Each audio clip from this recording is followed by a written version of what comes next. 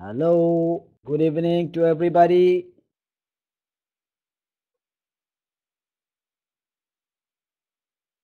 Can everybody hear me?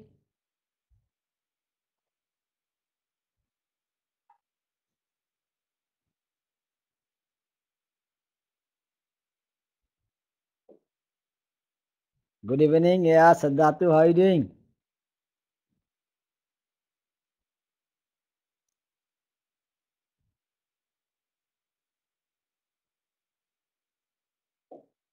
Hello. Yeah, fine, very good. Nice to know that you're okay.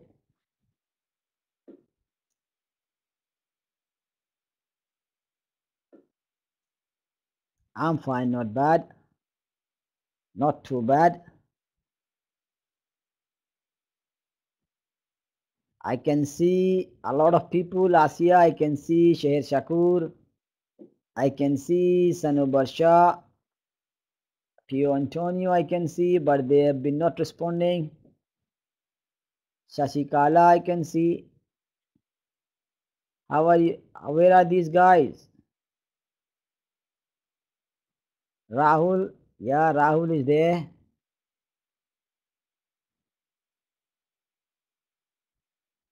Hi Rahul, how are you? Good evening. Yeah, now I can see, yeah, and everyone is responding now. Shashika is there. Good evening, Shashika. Yeah, Pio Antonio is also there. Good evening, Pio Antonio.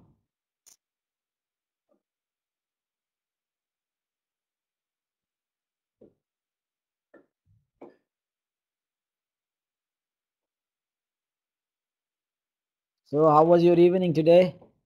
What you people kept doing all the day? Please let me know.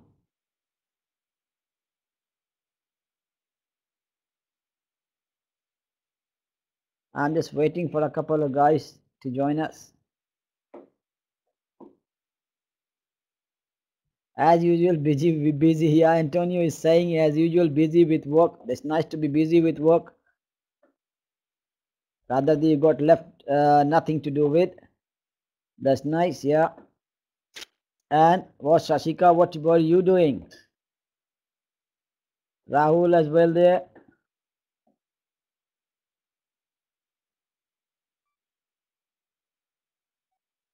Watched movies, read some notes. Very good. You had a good time, Rahul. You had a good time. Which movie you watched today? Yeah, this is Antonio saying lucky Rahul. He didn't go to work. That's nice. Watched Indian movie or like English movie? Which one you watched?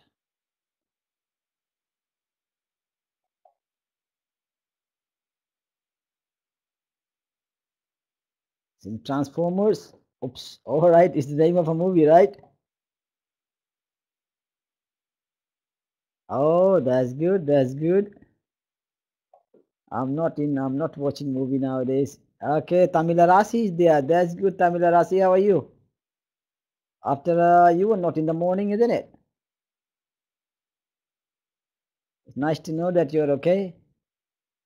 Okay, today you are going to today you are coming on the mic, right? And telling us something about your place, something about the topic. Why not today? Every time that's what you keep saying, not today. Come today, please, yeah? Okay. I want you to be confident, public facing. Now, yeah, I can see. Okay, let's go to the, okay, now let's go to the topic. I've got almost 9 people on board. See what we are going to study. This is a very simple topic. There is nothing to study in very detail. And all of you must be quite aware of it. That's Forex market we are going to study today. Foreign exchange market. So that is the one of the topic in the business environment. So there will be some general descriptions, and if you want to bring some information about it which might add up to my knowledge, that will be really fine. I will appreciate that.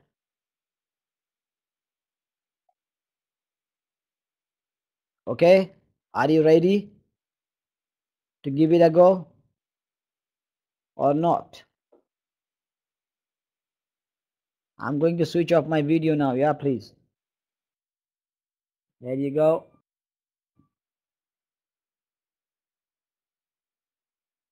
Okay, let's go. What it says. The forex market is says the physical and institutional structure. You know what does it mean, right? Everybody, do you know what foreign exchange is? Who would please tell me what foreign exchange is?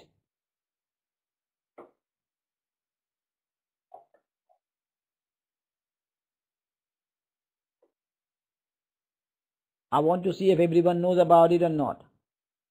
What is a foreign exchange?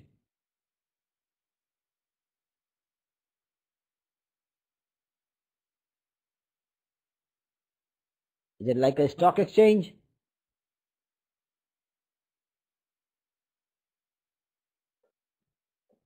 I want answer from everyone, please. Exchange of certain currency for another one. I would not say if it's the correct answer or wrong, because I want everyone's answers.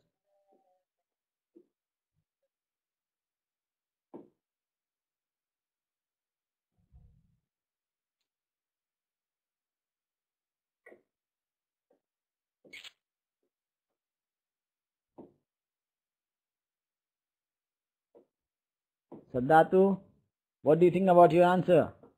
Is it correct or wrong?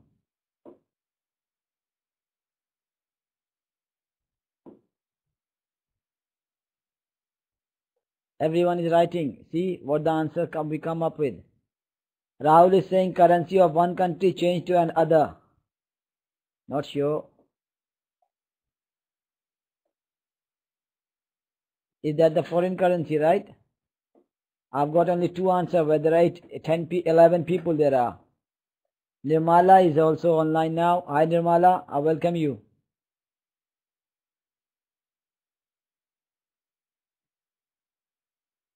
Hi. How are you today? Partly correct. Sadhatu is saying partly correct. I will not tell you if it is partially correct or it is completely correct. You're welcome, Nirmala.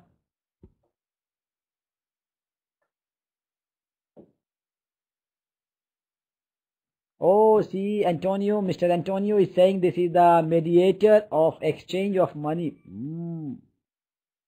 Big answers. Prabha, good evening. Hi, Prabha, how are you? Yeah, you were not in the morning in my class. Where were you in the morning? Market for trading currency. Oops, Kashan is saying it's foreign exchange is market for trading currency. Big definitions coming.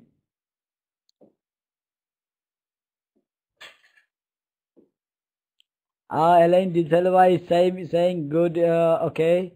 Good evening. Hi, Elaine. Good evening to you as well.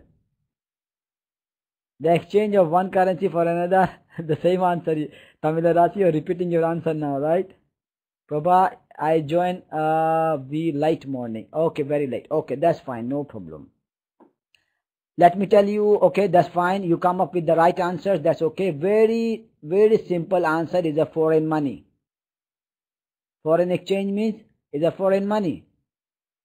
Like if you're living in India, rupees is your local money, euro, dollar, Japanese yen, Swiss franc, British pound, Canadian pound, all are your foreign exchange. Simple. It's a foreign money, right? But all of you come with the right answers, okay? That's good. Okay, so what it says, the physical, so now we are going to look what happens, what does the foreign exchange market do? And how it is handled, what are the ins and outs. Just an overview to understand the things, yeah, not in very detail. See, the physical, it says the physical and institutional structure through which the money of one country is exchanged for that of another country. That is true. That's why called foreign exchange market. That is the definition of the foreign exchange market. Foreign exchange is simple foreign money, international money. Okay. The determination rate of exchange between currency that it does is where foreign exchange transactions are physically completed. So that is the place where where you look at the rate and how the transactions is made for foreign currency. This is very simple. Go to the next page. A foreign exchange means the money of a foreign country that is for, see, I told you, foreign exchange means the money of a foreign country, simple. That is foreign currency, bank balance, bank notes, checks and drafts. Could you give me some example, like how can it be a bank balance or a bank notes or a drafts can be a foreign exchange? Just tell me, give me any example about the draft. How can a draft be a foreign exchange? Anyone come up with the answer, please? How can a draft be a foreign exchange? Elaine is typing, issued in different currency. Very good. And what is a draft?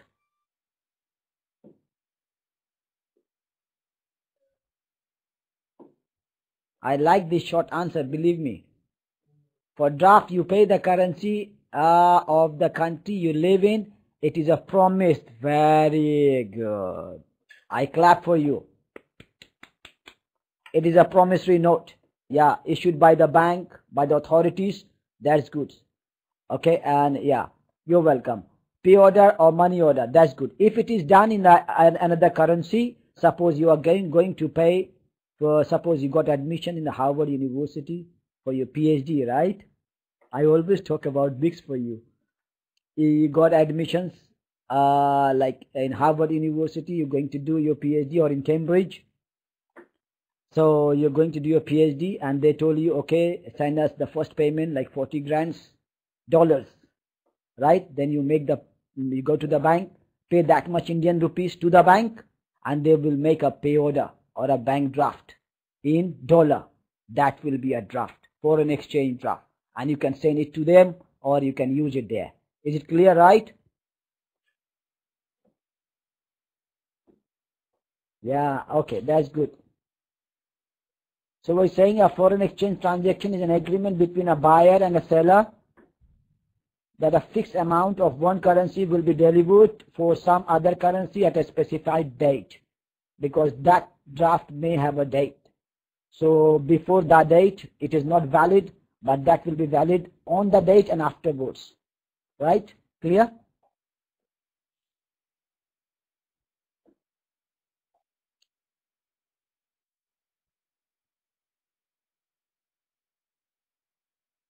Tamila Rasi, are you getting the points right?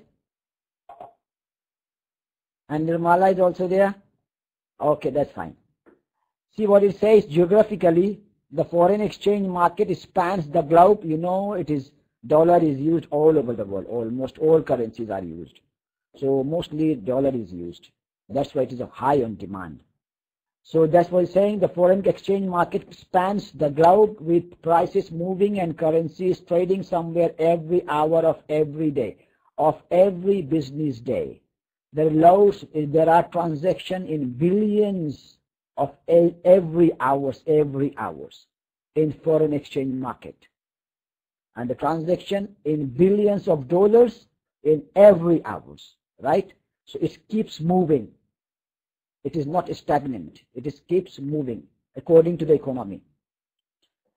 As the next exhibit will illustrate the volume of the currency transaction, ebbs and flow means moving across the globe as a major currency trading centers open and close throughout the day. What exactly happens? Like, see, so let's have a look.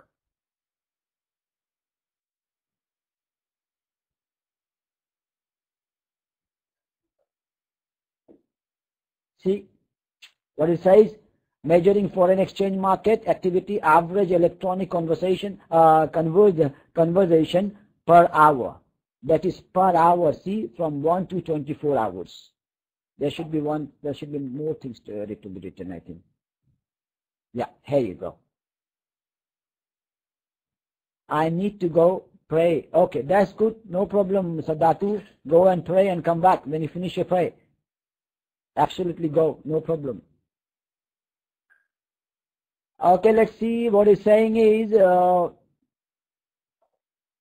See, this is the daily basis, on daily basis, like hourly basis from 1 to 24 hours. And that is, I think, in billions dollars. It says, see, at 10 p.m. in Tokyo, when the stock exchange opened, it says the foreign exchange market, about the reserve, how much they reserve they have got, about the foreign exchange, like in dollars. So that's what, see how the fluctuation, look at the fluctuation according to the time. So billions of dollars market is there in every hours. There are so much, so much like moving, ebbs and flows. Clear? Is there any doubt? That's giving some information. What time the Asia market is closing, America opens, London closing time, and what at that time, how much is the stock, foreign exchange stock is there. That's showing in dollars. That is in US dollars. At the first hour at 10 a.m. in Tokyo, you can see it's 50,000, 5,000 US, 5,000 billions dollars. Similarly, in the second hours, and then in lunchtime in Tokyo, it goes, it's gone down slightly at about the lunchtime. They start going up again. Europe opens around around like after 5 hours. There is a 4 hours difference between Asia and Europe, almost from Pakistan, or almost from Pakistan or India, and then to England or European country, around 5 to 6 hours. Or sometimes 4 hours, because they keep changing the timing according to the seasons to save the lights and stuff. So that's what it's showing in the 24 hours, the fluctuation of the foreign exchange market, of the foreign reserves. It is in US dollar. Clear? That's okay.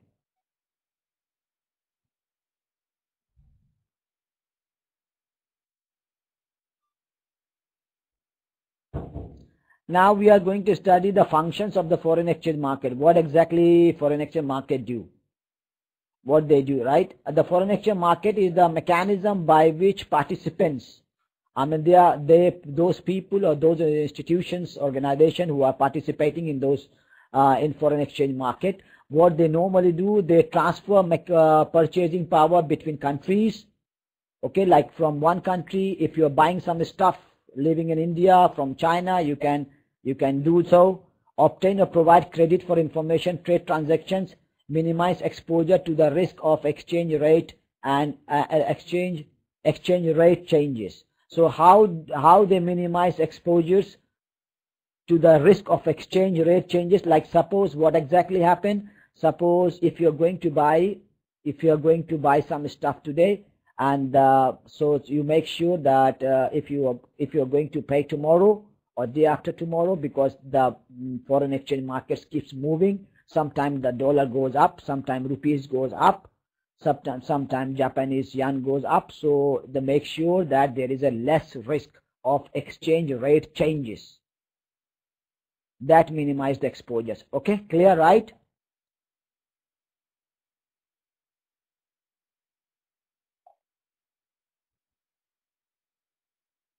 Things will be more clear in the next part.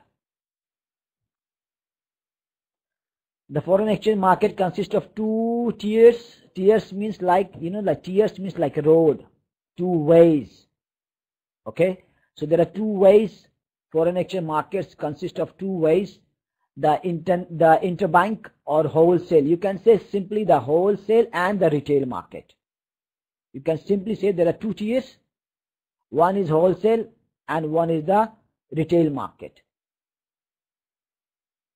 And in retail market, the amount is smaller, right? But in the wholesale, it will be in millions. It will be in or billions of dollars. Okay, there will be transactions of billions of dollars. And in the retail market, there will be still transaction, but it will be smaller than the wholesale market. Okay, clear? You know about it. So the foreign exchange market consists of 2 tiers. The one is the wholesale market, another one is the retail market. 5 broad categories What are those categories? Participants like operate within these two tiers, bank and non-bank foreign exchange. It means you can see there are two major categories. One is bank and one is non-bank. They are the participant. They are the one who participate in the foreign exchange market activities. There may be dealers, brokers, some foreign exchange brokers, and how they deal we will study in soon. Speculators, individual firms, right? Okay, there are a lot of, you know, the Western Union is a very famous one. They are one of the dealers.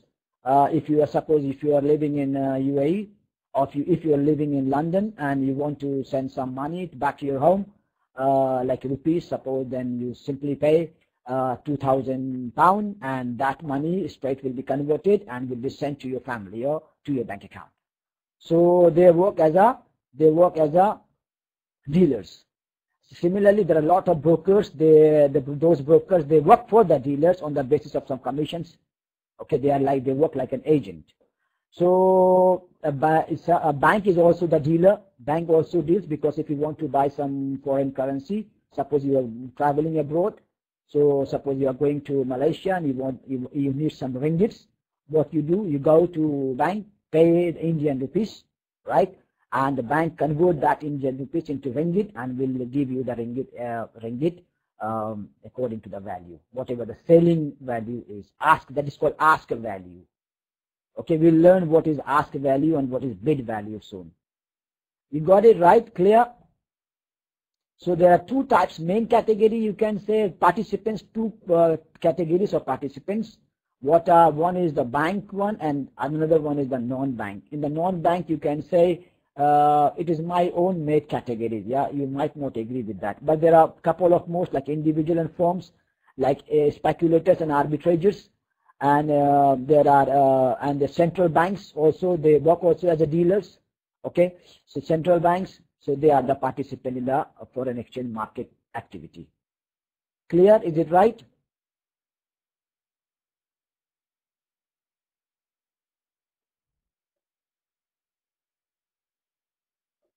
Yeah, Prabha is saying clear. That's good. Okay, yeah, Antonio say okay, sir. Okay, that's nice to know. Everyone is getting clear. Let's go to the next one.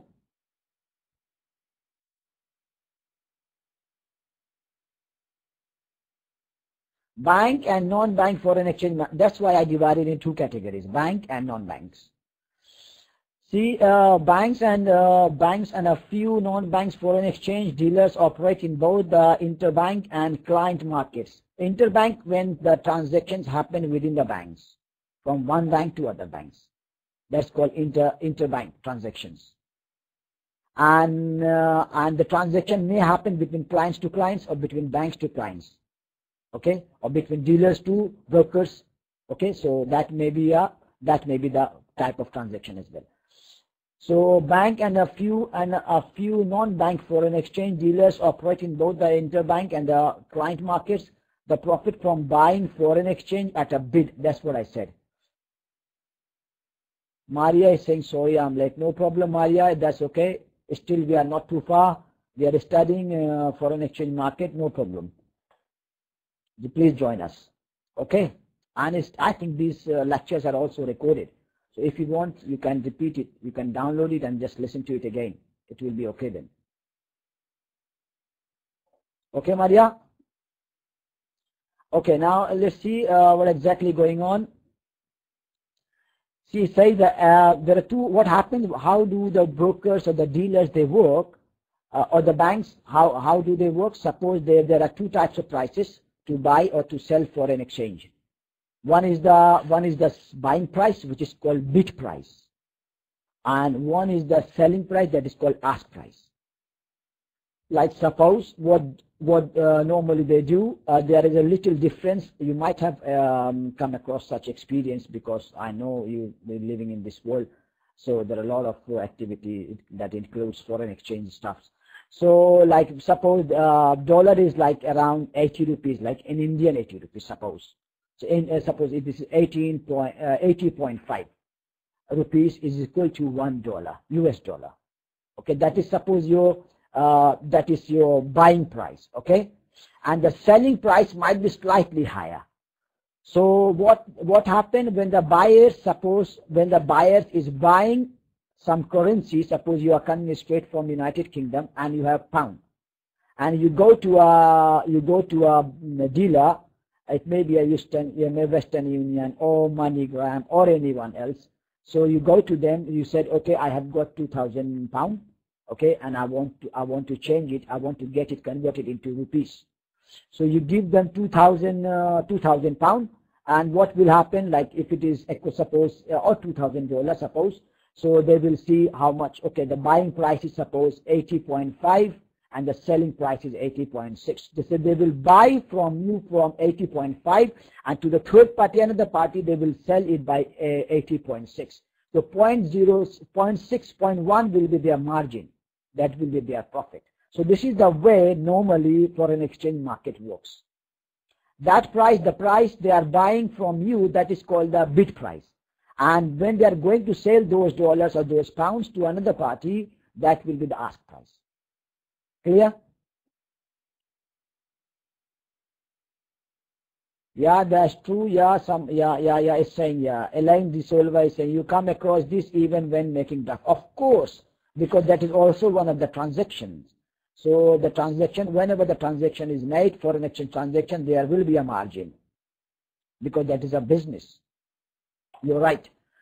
So even you can sometime, what happen, you open a foreign exchange account in your normal bank. You go and open your foreign exchange account, that is your dollar account or pound account, you can start. So that money, when you put your Indian rupees, that is straight converted to the dollar or pound. So then you maintain your foreign exchange account. What happened? What is the benefit of it? Suppose if the Asian currency, Indian currency and Pakistani currency are not very stable, and suppose you have got your account in the like foreign exchange in dollar and it is getting stable every day, so in the end of the day when you sell this dollar out, you will have some profit out of it. Okay, is it clear, right?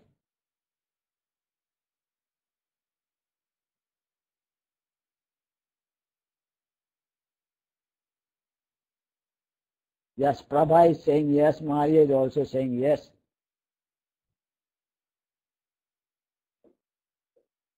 Yes, okay. Now see what it says. Dealers in the foreign exchange department of large international banks often function as the market makers. Yeah, because they are the big ones. Dealers in the foreign exchange department of large international banks. They are often regarded as the market makers because they are the one who hold the whole sum. They work on the, they are the wholesalers. So they hold the money in large quantity.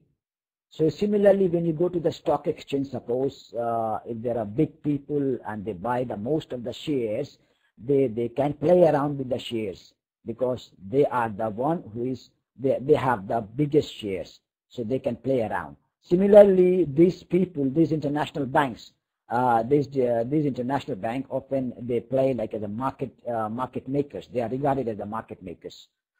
Okay, because they can make a very little difference because they hold the large amount of money.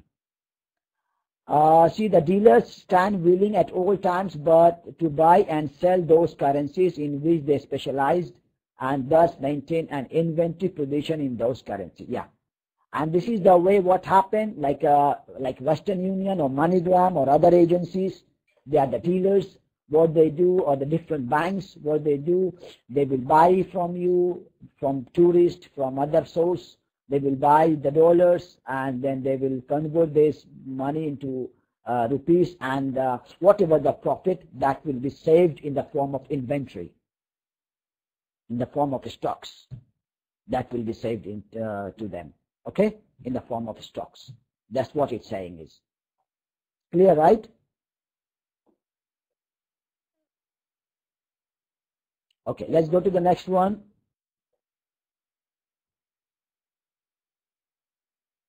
Individuals and firms. Individuals such as tourists, I just told you that such as tourists, and firms such as importers, exporters, multinational enterprises, MNEs, conduct commercial and investment transaction in the foreign exchange market. You know about it. There are a lot of company, even tourist people, they sometimes buy. Okay, and a lot of people, like even they keep they buy dollars and keep at home. They think like there may be the chaotic situation, the economic condition of the country is not good, so they think their local currency is going down. So what they do, if they have a lot of money as the local currency, so what they go and buy dollars and keep it with them. When the dollar goes up, then they sell it out. Okay, so they are you can say they are like individuals, and they might be the tourists as well, or individual other people who does the business like that. Importers maybe, exporters, and multinational as well. They also invest. So investment transaction in the foreign exchange market. So, and their use of the foreign exchange market is necessary, but nevertheless incidental to their underlying commercial or investment purpose. That is for their investment purpose to earn some profit out of it. Okay, that is individual purpose. I mean that they want to earn some profit out of it, not for the welfare of the society or something like that. Some of the participants use the market to hedge foreign exchange risk. Like, yeah, some of the participants, they might be the dealer, use the market to hedge. Hedge means to eliminate. What they do, it is something critical, but I'll try to make you understand. What they do, like suppose some of the big companies, multinational, they are scared. They think if we make the payments, as the foreign exchange is they fluctuate, yeah, keep moving. Suppose, so what happened, they give this job, they contact some, there are some other companies available, they give the assurance of the payments with the same rate they have sold out their product with like their product. So what will happen? That is called hedging. That is called hedging.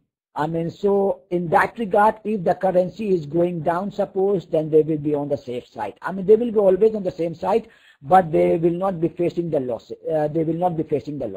But if the currency is gone up, suppose, then if they had not done it, they would have got some profit out of it, which they will lose it. That is called hedging. Okay, the multinational companies, what they do, they get the services of hedging. There are some other company who provide such services, right? Okay, so that if in the case of change of currency, they should not be harmed. This company should not be harmed in payments. You got it, right? I can see Muhammad Shabazz is there as well. Yeah. There are a lot of people today. It's nice. It's a good evening. It's a good evening. Yeah, it's 19 people on board now. Okay, that's fine. Let's go to the next slide. What it says. Speculators and arbitragers. They are the same things. Seek to profit from trading in the market itself.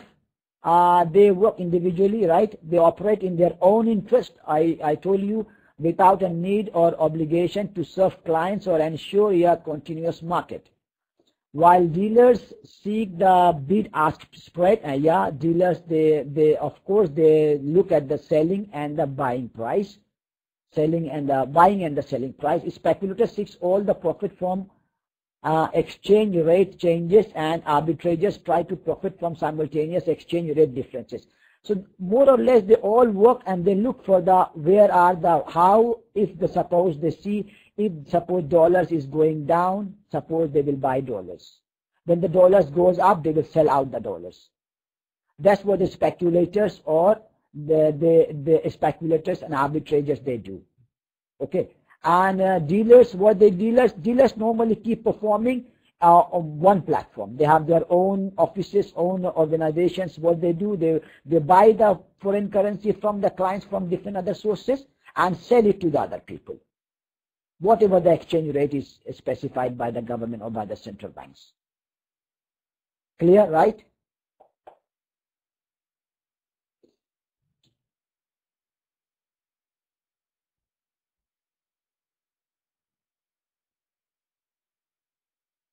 Okay, let's go to the next one, what it says.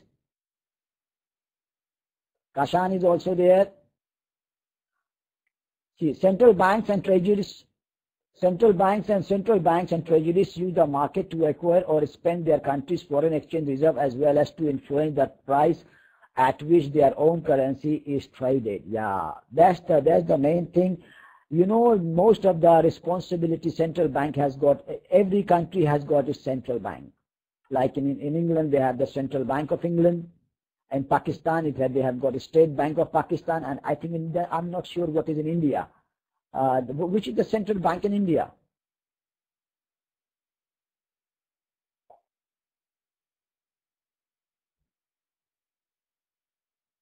Reserve, okay, India, Reserve Bank of India. That's good. Okay, RBI, yeah, RBI, yeah. Central Bank, yeah. In Nigeria, there is Central Bank of Nigeria. So that was saying, yeah.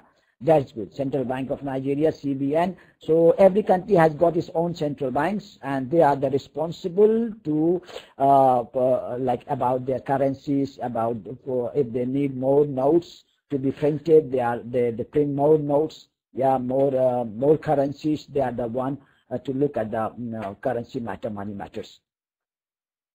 So that's what it's saying is State Bank of India. Okay, State Bank of India is also there, right? Okay, that's fine. Yeah, yeah. Or Central Bank of, okay.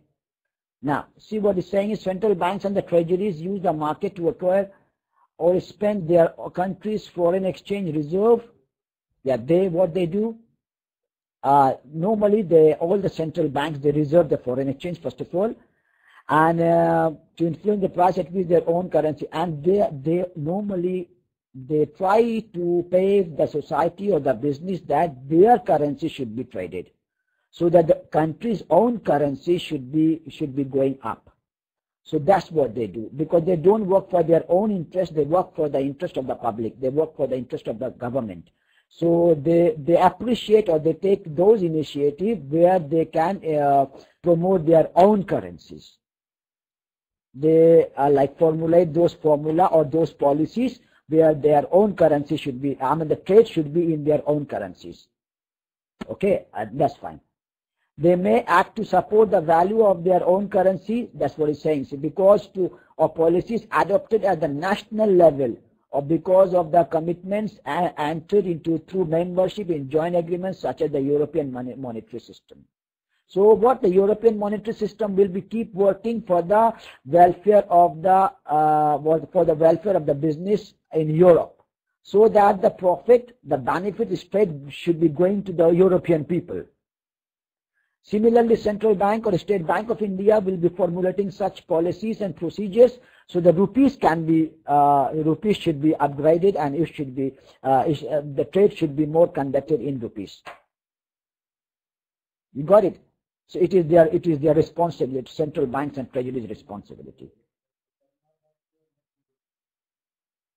SBI is not the central bank. I guess RBI is the one. Okay, it's saying is Najat Biran. Okay, might be. So you make sure you know about it. That is RBI is Royal State is Revenue Bank, I think. Reserve Bank, yeah, I think so. Reserve Bank should be, yeah. But in Pakistan, that is the State Bank is the central bank, and in England that is the Central Bank of England. I know about it, but that in India I think it should be, yeah, Reserve Banks. See that's good for your participation. A lot of people are participating. It's nice. In Goa also, okay, that's of course Goa is in India. I think there should be one central bank all over India, isn't it? Mari, are you from Goa, right?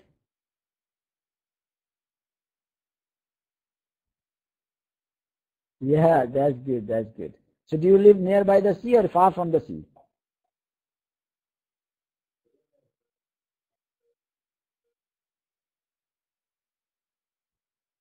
Near sea, that's good. So will you invite me sometime?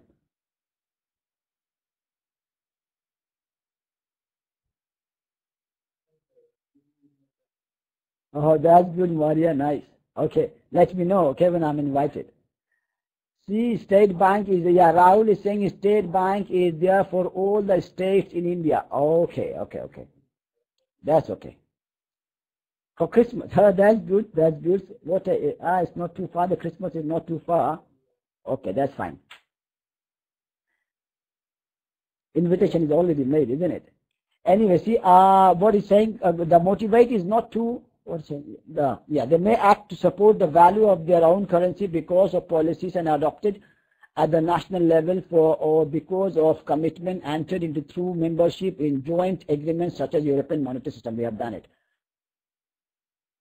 The motive is not to earn profit. I told you this is a government sectors, so that's their motive is not to earn a profit, such as rather to influence the foreign exchange value of their currency.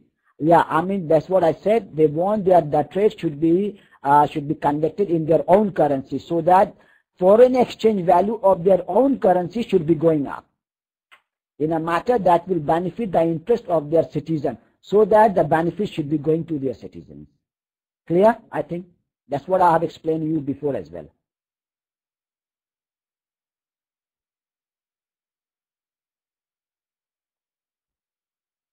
That is the role of the central banks and treasuries, right? In regard of the foreign exchange reserves. Okay, let's go to the next one, what it says. Yeah, I told you there are a lot of brokers. They are the agents. They work for some behalf on the basis of some commissions. See, the foreign exchange brokers are agents who facilitate trading between dealers without themselves becoming the participant in the transaction. That's what you know. Agents are not the part of the transactions, but they help out and they get commission out of the transactions, out of the service. See, for this service they charge a commission simply.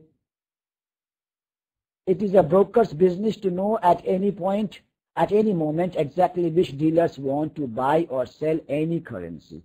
So the broker will help sellers or buyers to sell or buy the currency, and he will help buyers to sell. He will help buyers, to buy his currency, and help sellers to whatever it is. I mean, he will be working in between the buyer and the sellers. So he will be helping out. So, and he will be charging some money, some commission out of it. Dealers use brokers for their speed, because they are the experienced one. They know market very well. If that's why their services are taken, because they know which currency is going up, which one is going down. Suppose you have a business like a Western Union, you have some money sending business, okay, and you have a lot of reserves. Suppose you have millions of dollars, right, in your reserves. You have added them up, you have saved them, and now you want to use this money to make more money. Then what will you do? You will be asking for some help of some brokers. So he will help you out so that you can use this money to make more money, to generate more money. Is it clear, right?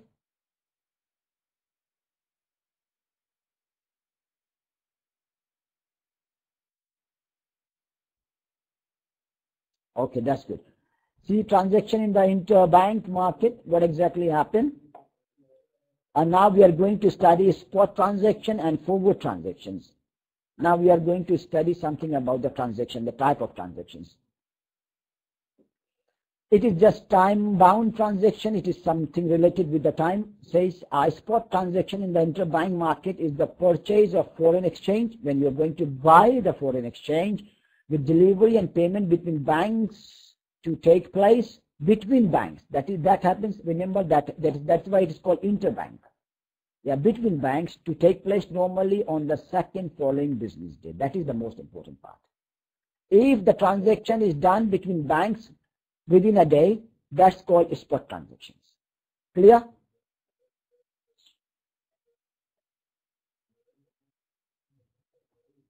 Suppose there is a bank in England sending some money on behalf of his party, or for some other reason, to another bank in China, or the bank within the country, same bank within the country, the transaction is done, and that the payment is made within the same day or the next day. That's called the spot transactions.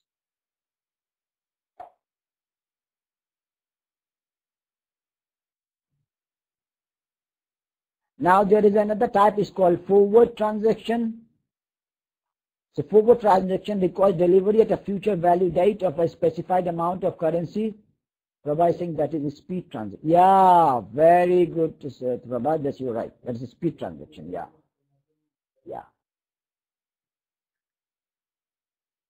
You can say that is instant or speed, it's quicker, yeah.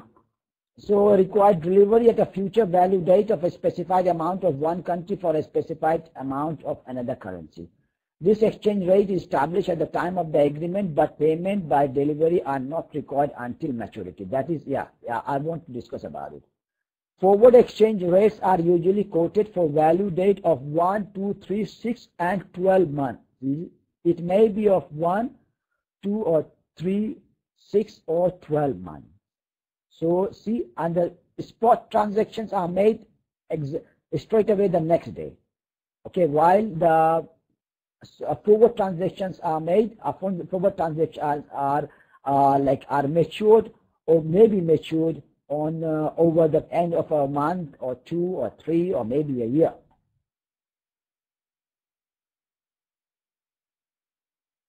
Okay, clear? The exchange rate is established at the time of the agreement, but payment and delivery are not required until maturity. So they decide about the exchange rate because the exchange rates keep fluctuating. So they decide about the exchange rate at the time of the agreement. But the payment will be done according to on the maturity of that agreement when it might be after a month, after 2 months, after 6 months. So that will be the transactions, forward transactions.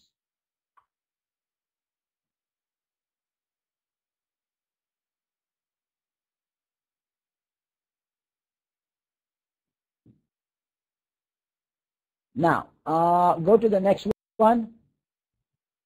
I've got a lot of things, I think, which I'm trying to be slightly quicker now. See, transaction in the bank, in the interbank market, say a swap transaction in the interbank market is the simultaneous purchase and sale of a given amount of foreign exchange for 2 different value dates.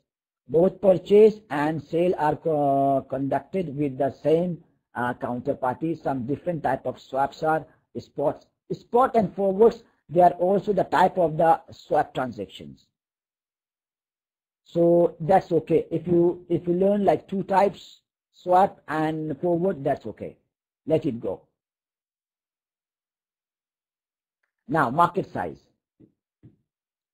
In April 2001, a survey conducted by the Banks for International Settlements, BIS, estimated the daily global net turnover. You know, turnover means what do you think about the turnover? What does it mean here? It's a very good, it's a basic terminology here.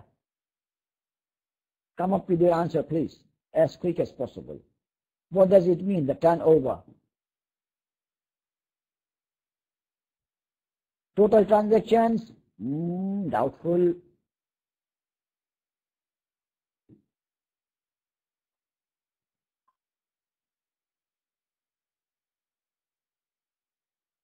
Sudden change? Total, no, not total revenue. Revenue, I told you, is a completely different thing. Total revenue is something when you sell your product and you multiply the cost of each product by the number of the product, that is your total revenue. Hand-to-hand movement? No, I'm not coming up with no one is coming up with the right answer. Hand-to-hand movement?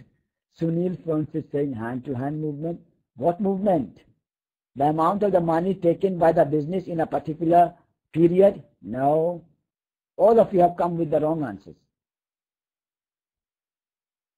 What question? What does it mean? What does turnover mean here? That is the question. Now Prabha will come up with the right answer. It looks like. Total in and out money movement. Total gross. Yeah, Maria comes up with the right answer.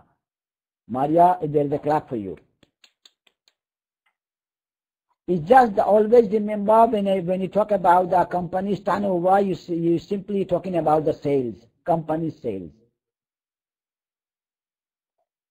There you go. This is for Maria. Okay, so this I had sound problem. Okay, no problem, Prabha. Check your speakers, right?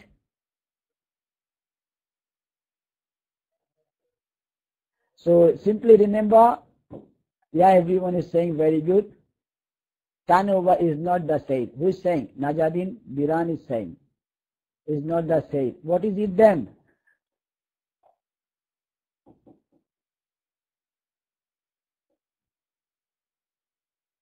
It's the revenue. Is saying is the revenue.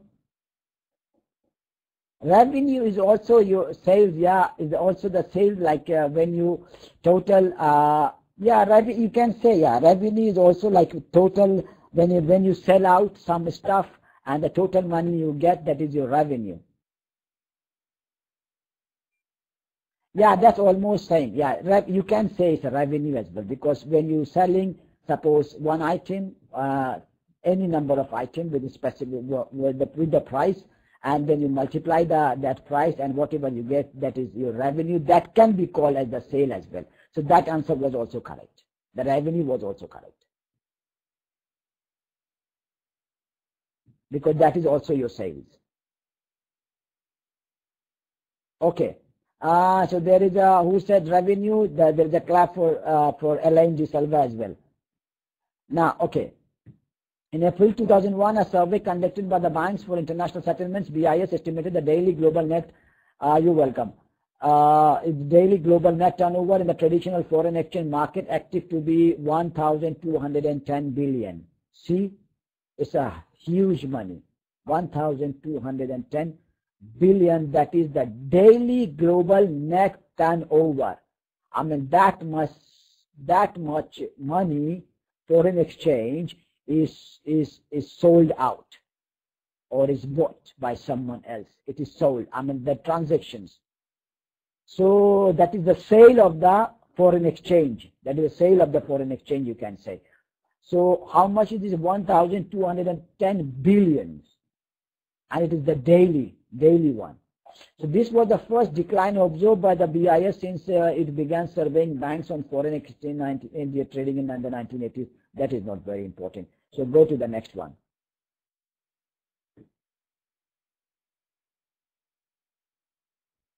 See, just have a look at it here. Just have a look here. See, I want you to show something. I want to show something to you. Here you go. See, this is what it says: a global foreign exchange market turnover daily average in April. In April, billions of US dollar. 1989, the month was April.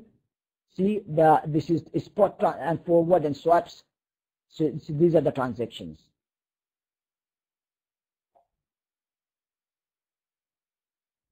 See the fluctuation. You can see the fluctuation, right?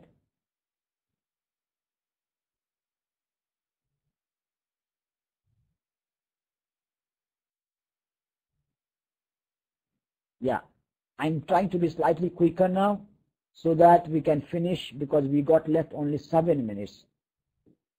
Geographic distribution of foreign exchange market turnover daily average in April, billions of US dollars. The same thing.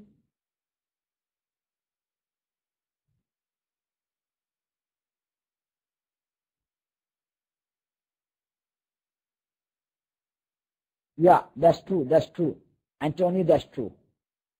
That is another type actually. I didn't go into the very detail because I wanted to finish it as quick as possible.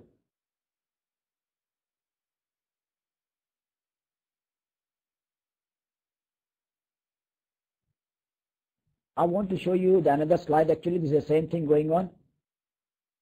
It's not going forward. I don't know what is the problem with the slide.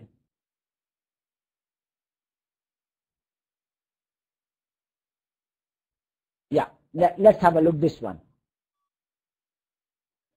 See what do you feel like? See the US dollar thing is on the top in 1989, and it's been top all over since 1989 to 2001.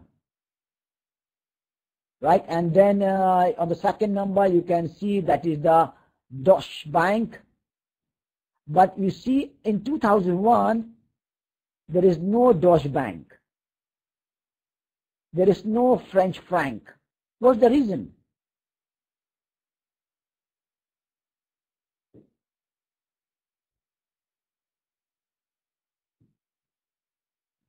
That's good. That's good. George is saying, yeah, euro came into existence. That's true. So that's why you cannot see, you can see the blue one, the dark blue one, euro, is not available before 2001 dates. So that is the Deutsche Mark and the French franc, they were eliminated by euro.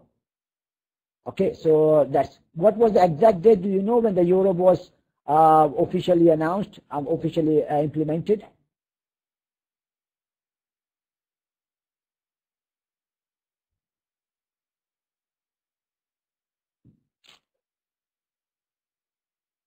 Do you remember the date?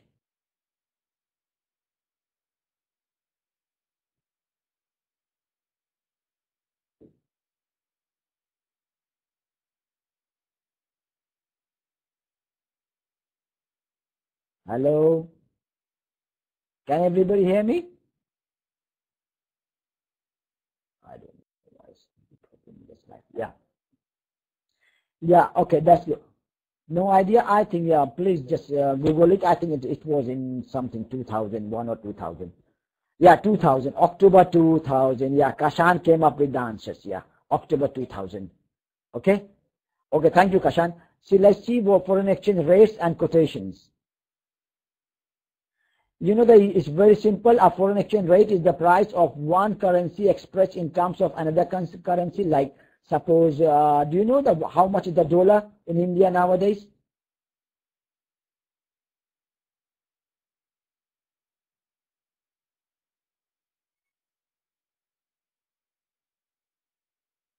Around 60 rupees, right? Yeah. So when you say 60 rupees, yeah, 60 or 60 plus. So 60 rupees is equals to $1.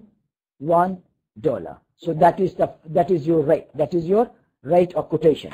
A foreign exchange rate is the price of one currency expressed in terms of another currency. So dollar is expressed in terms of rupees.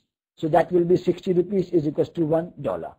Or you can say $1 is equals to $1 is equals to 1 upon 60 something. Tamil Rathi 61. Okay, that's fine. 61.23. Okay. A foreign exchange quotation or quote is the statement of willingness to buy or sell at announced rate. So that is called foreign exchange quotation. Okay, that is called, when that is a like official announcement of willingness to buy or sell at an announced rate. So when government give you the quote. So these are the rates you can buy and you can sell to the dealers and to the brokers.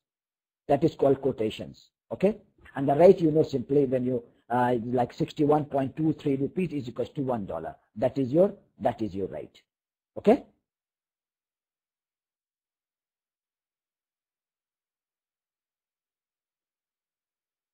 See, foreign exchange rates and quotation. Most foreign exchange transaction involved in US dollar. You know, mostly US dollar is very strong and very most of the trade is done in US dollar.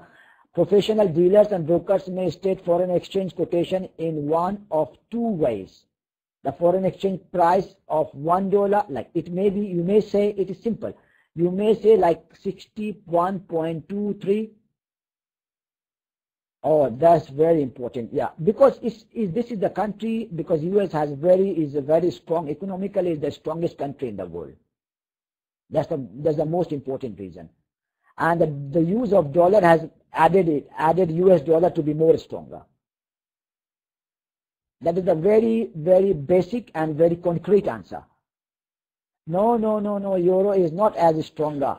No, if you look at that point of view, like the pound is more, or Kuwaiti dinar, no, that is not the way to look at it. Japanese yen is also very strong, but you don't look at that point angle, but you look more businesses are conducted in US dollar, as we look on the map as well. Mostly that is the currency is on high demand, is high on demand. So that is the strength of a currency. More transactions. Yeah, George is saying, yeah, more transaction in US dollar. Very right. So don't look at that price. Pound is more stronger. If you look according to that point of view, pound is much stronger, almost double of almost even more stronger than euro. But US is most of the transaction is done in US dollar. That is why it is more stable. I mean more high on demand. So that's what he's saying. Most of foreign exchange transaction involving the US dollar. Professional dealers and brokers may trade foreign exchange quotation in one or two ways. That's what I've already explained to you. It may be